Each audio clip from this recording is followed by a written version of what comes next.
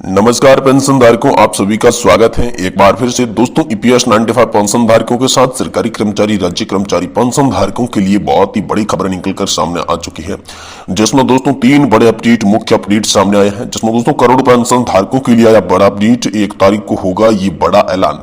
आखिर आप सभी की पेंशन को लेकर 1 तारीख को क्या बड़ा ऐलान होने वाला है, इसको लेकर भी बड़ी खबर है। साथ ही साथ दोस्तों पेंशन सिस्टम को लेकर एक बड़ी खबर है कि पेंशन धारकों के लिए जरूरी खबर, पेंशन सिस्टम में हुआ है बड़ा बदलाव का ऐलान। आप सभी के लिए जो पेंशन का सिस्टम है हाल फिलहाल में एनपीएस है, उसमें बड़े बदलाव का ऐलान हो चुका है। आखिर क्या ऐलान है, इसके बारे में भी बात करेंगे।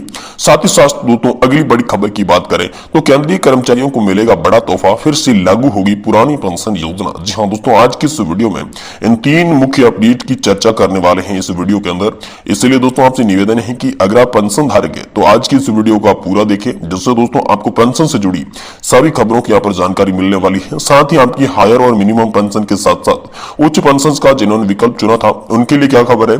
साथ ही साथ दोस्तों आप सभी के लिए पेंशन को लेकर तमाम छोटी बड़ी अपडेट को आज की इस वीडियो में हम आपको बताएंगे। तो सबसे पहले दोस्तों जानते हैं करोड़ों पेंशनर्स के लिए आया बड़ा अपडेट। 1 तारीख को होगा ये बड़ा ऐलान। आखिर 1 तारीख को कौन सा ऐलान होने जा रहा है, इसके बारे में सबसे पहले बात करते हैं। देखिए दोस्तों, हाल ही में करोड़ों पेंशन धारकों से जुड़ी एक बड़ी खबर सामने आ रही है। दरअसल आपको बता दें कि न्यू पेंशन सिस्टम में बदलाव को लेकर बड़ा ऐलान हो सकता है। बताया यह जा रहा है कि इसका ऐलान 1 तारीख को हो सकता है। देश भर में करोड़ों पेंशन धारकों से जुड़ी बड़ी खबर है, जिसमें दोस्तों ऐलान जो है वो 1 फरवरी को पेश होने वाले अंतरिम बजट में आप सभी के लिए होने वाला है। दोस्तों सूत्रों का कहना है कि पेंशन सिस्टम की समीक्षा के लिए गठित कमेटी सरकार पर बिना कोई बोझ डाले कर्मचारियों को रिटायरमेंट पर मिलने वाले आखिरी वेतन का लगभग 45 से 50% तक देने की सिफारिश जो है यहाँ पर कर सकती है। साथ ही पेंशन सिस्टम की समीक्षा के लिए बनाई गई कमेटी की रिपोर्ट जल्द ही आने वाली है।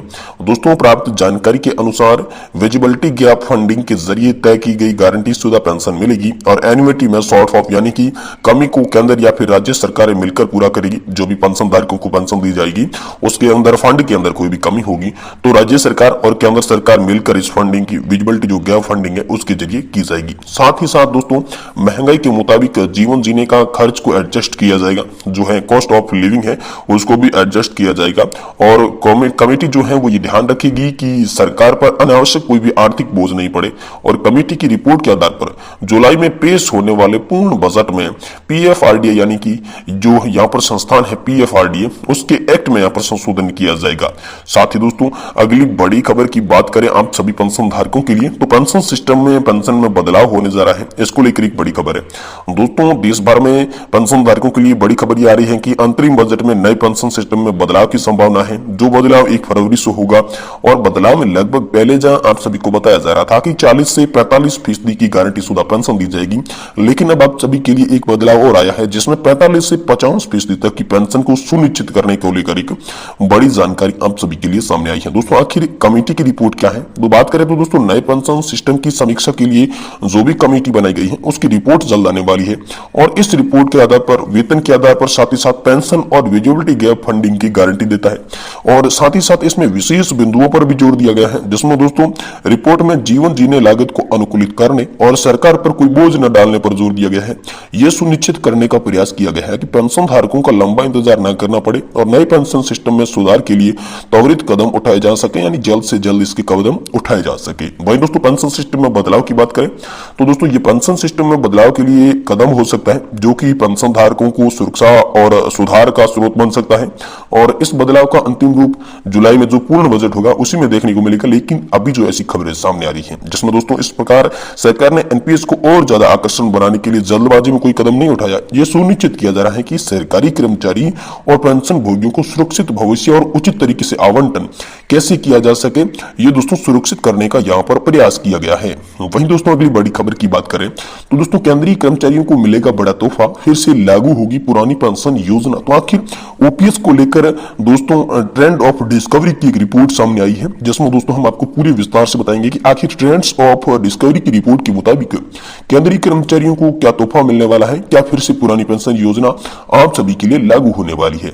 दोस्तों पुरानी पेंशन योजना को लागू करने के लिए बड़ी खबर आ रही है। केंद्रीय कर्मचारियों की मांग जता रही है कि अब संभावना है कि जल्द ही पुरानी पेंशन योजना जो है वो लागू की जा सकती है। पुरानी पेंशन योजना लागू करने के लिए दोस्तों केंद्रीय कर्मचारी लगातार यहाँ पर मांग कर रहे हैं। अब इसकी संभावना भी बढ़ चुकी है।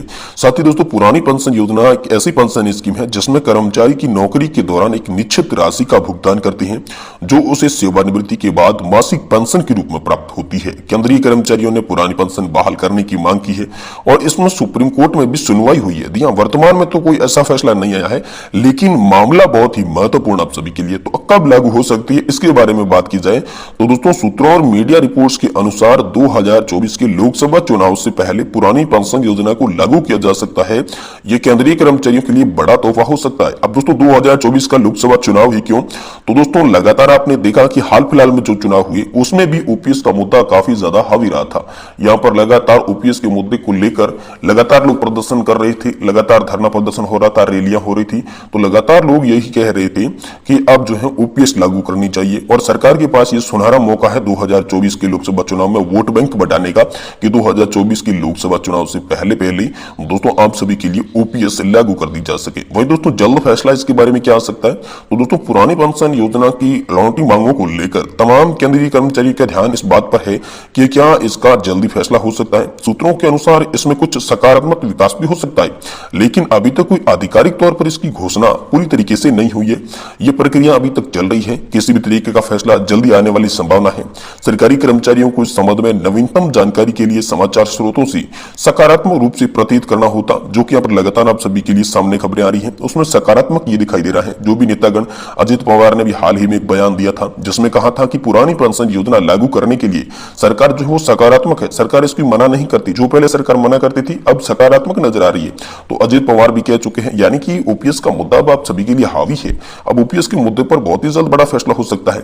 लेकिन इसी बीच एक बड़ी खबर डीए को लेकर आ रही है। जी हाँ दोस्तों, डीए बढ़कर हो सकता है 50%, जिसमें वेतन और पेंशन में भारी बढ़ोतरी देखी जा सकती है। जी हाँ दोस्तों, संयुक्त केंद्रीय कर्मचारी और पेंशनर्स के लिए एक सुखद खबर है। जी हाँ दोस्तों, जानकारी है कि इस साल महीने में महंगाई भत्ता और महंगाई राहत 4% तक बढ़ोतरी हो सकती है, जिसकी कर्मचारी और पेंशन धारकों के वेतन और पेंशन में बड़ी बढ़ोतरी की उम्मीद है। यह अनुमान श्रम मंत्रालय द्वारा जारी किया गया AICPI इंडेक्स आंकड़ों के आधार पर है, जो कि जुलाई से अक्टूबर तक के लिए है। हालांकि अभी तक नवंबर और हाल फिलहाल में दिसंबर के आंकड़े अभी आना बाकी है। इससे दोस्तों स्पष्ट हो जाएगा कि 2024 में आखिर डीए कितना बढ़ेगा। लेकिन दोस्तों नए वर्ष में डीए में बहुत ही ज्यादा बढ़ोतरी हो सकती है, क्योंकि वर्तमान में केंद्रीय कर्मचारियों को 40% डीए के लाभ मिल रहा है, जो कि जुलाई से दिसंबर 2023 तक किया गया है। अगला डीए 2024 में जनवरी में बढ़ाने की संभावना है, जिसकी घोषणा दोस्तों होली के आसपास हो सकती है। और केंद्र सरकार के द्वारा साल में जनवरी और जुलाई के बीच में पेंशन और पेंशन धारकों का डीए की दर है उसे संशोधित किया जाता है, जो कि AICPI इंडेक्स के आंकड़ों पर निर्भर करता है। और AICPI आंकड़े यहाँ पर बढ़े हैं। पिछली साल कुल मिलाकर 8% डीए बढ़ा, तो अब आने वाले अगले साल में पहले ही यहाँ पर डीए में 5% तक की बढ़ोतरी बताई जा सकती है। तो दोस्तों 50% हो सकता है आप सभी का डीए। दोस्तों 30 नवंबर को श्रम मंत्रालय ने AICPI इंडेक्स के आंकड़ों को जारी किया है, जिसमें दोस्तों 0.09 अंक की यहाँ पर वृद्धि हुई है। इसी के कारण यह देखा जा सकता है कि हाल फिलहाल में इसका जो स्कोर है वो डीए का स्कोर 49 की 5 पहुंच गया है। लेकिन अभी 2 महीनों का आना बाकी है, जिसमें दोस्तों या तो आप सभी के लिए 4% बढ़ेगा या 5% बढ़ेगा। अगर 4% बढ़ा तो भी आपका डीए 50 हो जाएगा, अगर 5% बढ़ा तो 50 से ज्यादा ही होने वाला है। इसको देखते हुए यहाँ पर आप सभी के लिए जो एक बहुत ही बड़ी खबर है कि 50% डीए जो मौजूद हो जाएगा अगर आपका, तो 50% डीए को बेसिक सैलरी और पेंशन में जोड़ दिया जाएगा और डीए आपका फिर से शुरू कर दिया जाएगा। वही दोस्तों लोकसभा चुनाव से पहले इसकी घोषणा हो सकती है, इसकी बड़ी उम्मीद है, क्योंकि लोकसभा चुनाव के मद्देनजर रखते हुए अब सरकार भी इस पर जल्दी फैसला ले सकती है।